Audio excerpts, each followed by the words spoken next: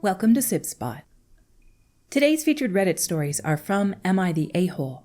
Story 1 today is by Efficient Debate 234. Am I the a-hole for no longer taking part in meals with my family because they won't accommodate my wife's allergies? My wife, who's a 25 female, has food allergies. Shellfish and peanuts are her most serious ones, but she's also allergic to celery and soy. She's used to people not being willing to accommodate her or being lazy about it and thinking they can just make food with one of those things in it and just not putting it on her plate. So she'll normally bring some food if people seem unsure about what to do. When we first went to one of my family dinners, she brought along some stuff she could eat because my mom had made it sound like she couldn't accommodate the allergies. But when we got there, Mom was offended that she had brought food. We explained why, and my mom just said in future she'd just make food my wife could eat. I'll say this now. Before we moved close and started joining family dinners, my wife and family got along so well and everything was fine. But we moved to be closer to both our families 18 months ago. My wife didn't bring anything the next time, and Mom had something she could eat. And for a few months this is how it was. Then one of the days, she served something specially for my wife, but the rest of us had shellfish and soy in our food. My mom was not careful about food safety prep, and there was contact between what my wife ate and what we ate, and my wife had an allergic reaction. Mom said she felt bad and apologized, but then after that dinner, she decided it was too much hassle to make a whole other meal for my wife. And then she started making one meal again, but it was a meal my wife couldn't eat. My wife started bringing her own food again, but my mom didn't like it. After some back and forth and me talking to my whole family about the issue, and them saying it was unfair to expect Mom to cook, but she was still adamant she didn't want to do something separate for my wife, so I told them it was for the best if my wife and I just didn't join them for these dinners. My family did not like this decision, and we have faced criticism for this choice. Well, I have. They know I decided to just stop showing up.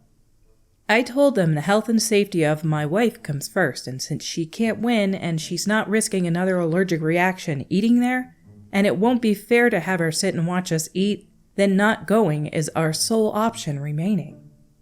Am I the a-hole? Are you an a-hole for not wanting your wife to potentially die or have a serious allergic reaction that lands her in the hospital because your mother is too either stubborn to make a second meal or not careful enough to avoid cross-contamination and somehow offended if she brings her own meals? What kind of mom even is this? Does she want to poison your wife? Is that what it's about? Like, why would she be offended if she brings her own food that she can eat? She's not doing it because she doesn't like the food. She's doing it because she'll die if she eats the food. Oh my goodness. Risk your life and enjoy it, or we don't like you. She needs to come to these family dinners and eat what I prepared. What? This is insane. This family is insane if they're siding with your mom. You're absolutely not the a-hole. So she can bring her own and you guys can show up, or you don't show up at all. Those are her options. Because she's not doing it safely for her. It's so absurd for them to even say. It's so unreasonable of you to expect her to cook a second meal, or to allow your wife to bring over her own food. These people are nuts. Down in the comments were 2 statements that I completely agree with. First by MD Thomas. So your point is completely justified. Why should your wife attend a family meal where she can't eat? If your wife can't attend, why should you go? Not the a-hole. Under that by the OP Efficient Debate 234.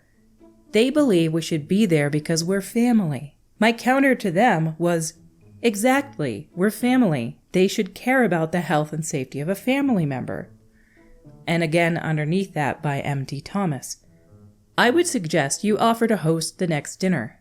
Present a menu consisting of the things you know they don't like or are allergic to. Don't offer alternatives. Don't allow them to bring their own food.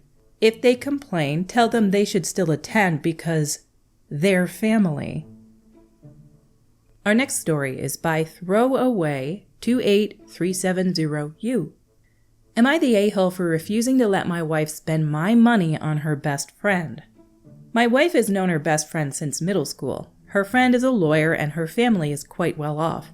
She makes a lot and is pretty generous with it. My wife has had a few things paid for by her. Specifically, she covered my wife's portion of her bachelorette trip. The other friends didn't make much, and so she covered it.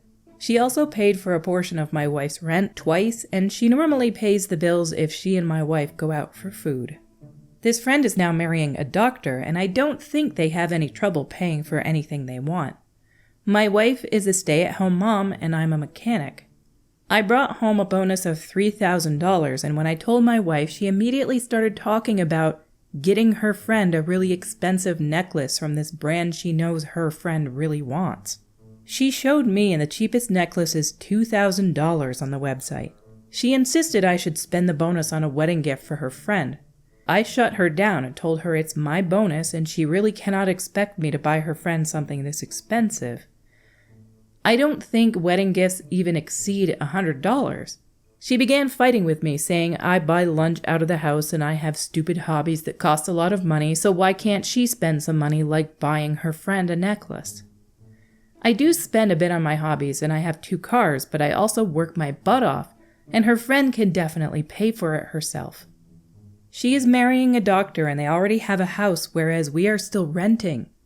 I told her she's being insane, and she insists we sit down and tally up everything I spent on myself in the last year, and if it's higher than $2,000, I should pay for the necklace.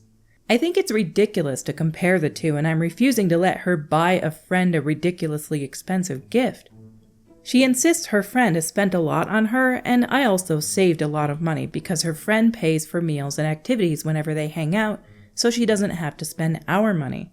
I get that this lopsided relationship isn't the best, but then she should refuse to do anything that costs too much and let her friend decide if she just wants to hang out without doing anything that costs money.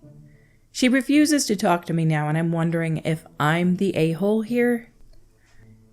Your 2 families are in completely different financial straits. You eat lunch out of the house and you have to pay for it in order to go to work. And yes, you have hobbies, you have a job, you pay for. $2,000 is way too much for a gift, and you shouldn't have to give up your bonus to pay for a wedding gift. I'm sure if she really wanted to, she could find something that costs like $500 to give to her. I'm sure her friend also knows you guys aren't in the best financial situation. That's probably why she's been paying for things when your wife and her go out. For meals, for anything that they do while they're outside. She probably knows that you guys are tight financially. And she knows that your wife doesn't work. Just because she spent a bunch on your wife for various reasons doesn't mean you're obligated to buy her a $2,000 necklace. That to me is not okay. And it doesn't matter if you've spent $19,000 while you're working, or you have hobbies, while you have a job and you're paying for these things. It doesn't matter how much you've spent. But you also have to examine if you're actually giving her any financial freedom in the relationship.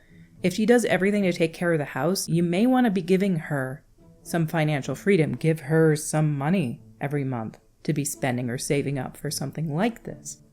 Maybe the wedding is far enough away where if you give her $200 or $300 a month, she could save up $2,000, but she doesn't have to spend your bonus on it. Maybe you guys can come to some sort of agreement that way.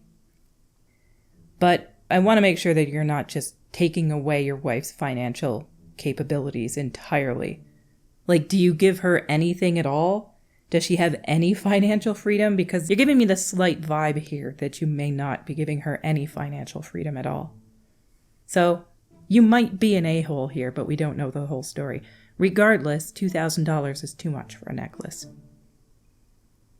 Our last story today is by dhearing228. Am I the a-hole for planning a Disney trip without my stepdaughter and leaving her with her father? I'm a 41 female and my husband is a 41 male. We have 4 children. I have 1 child from a previous relationship. He has 2, and we have 1 together. We have always treated the children as equally as possible, though with extended family, they don't always go on the same trips if we don't go. For example, his parents take his children on vacations, and my child doesn't want to go without me. This has never been an issue, but when we plan trips, we always take everyone. The problem is that my stepdaughter, who's 16, doesn't really like anything anyone else does. Or she will like it until someone else does. For example, she really wanted to go on a winter trip to Colorado for skiing. None of the other children were that excited, but seeing as it's hard to find things she likes, we went. She was excited until the other kids started enjoying it too, then she wanted to leave.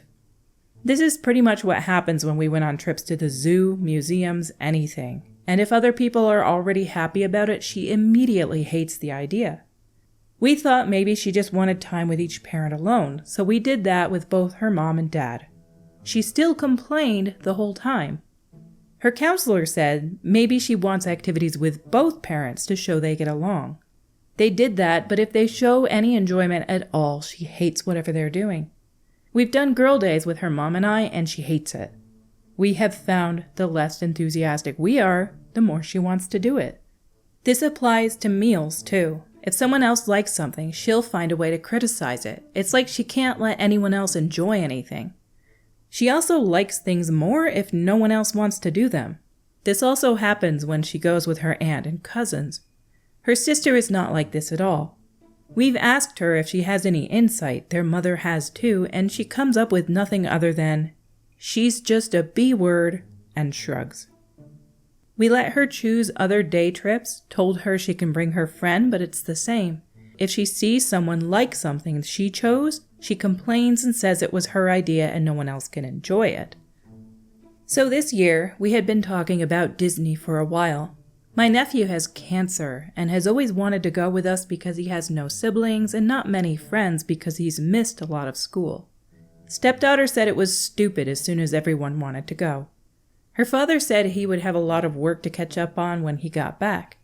He does seasonal work and has to take the work while he can.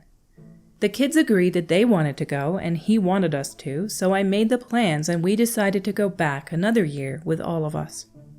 I made the reservations for myself, sister, nephew, and 3 of our children, deciding stepdaughter can stay back with dad since she didn't want to go anyway.